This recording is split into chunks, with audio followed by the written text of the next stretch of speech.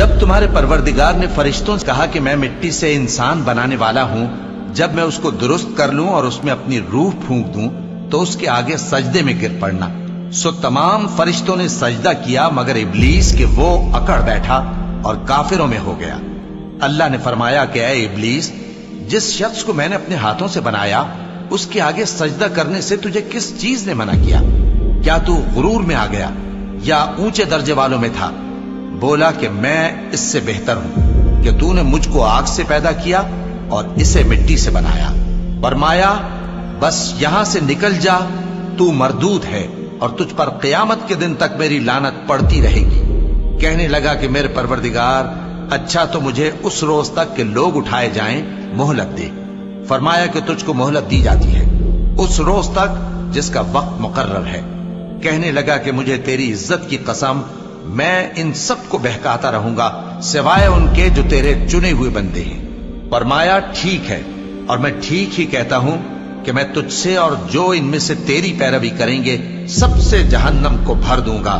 اے پیغمبر، کہہ دو کہ میں تم سے اس کا صلہ نہیں مانگتا اور نہ میں بناوٹ کرنے والوں میں ہوں۔ یہ قرآن تو اہل عالم کے لیے نصیحت ہے اور تم کو اس کا حال کچھ وقت کے بعد معلوم ہو جائے گا۔ بھلا جب ہم مر گئے اور مٹی اور ہڈیاں ہو گئے تو کیا پھر اٹھائے جائیں گے؟ اور کیا ہمارے باپ دادا بھی جو پہلے ہو گزرے ہیں؟ کہہ دو کہ ہاں، اور تم لوگ ذلیل ہوگے۔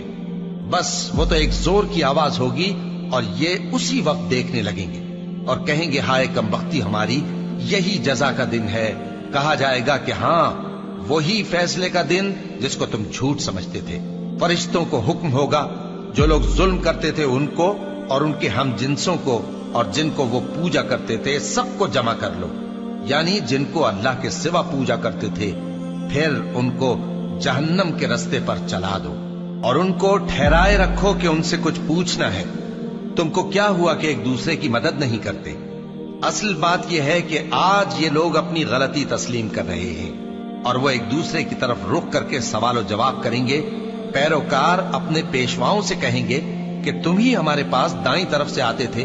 وہ کہیں گے نہیں، بلکہ تم ہی ایمان لانے والے نہ تھے اور ہمارا تم پر کچھ زور نہ تھا، بلکہ تم ہی سرکش لوگ تھے۔ سو ہمارے بارے میں ہمارے پروردگار کی بات پوری ہو گئی کہ اب ہم عذاب کے مزے چکھیں گے۔ سو ہم نے تم کو بھی گمراہ کیا کہ ہم خود بھی تو گمراہ تھے، پس وہ اس روز عذاب میں ایک دوسرے کے شریک ہوں گے۔ ہم گناہگاروں کے ساتھ ایسا ہی کیا کرتے ہیں۔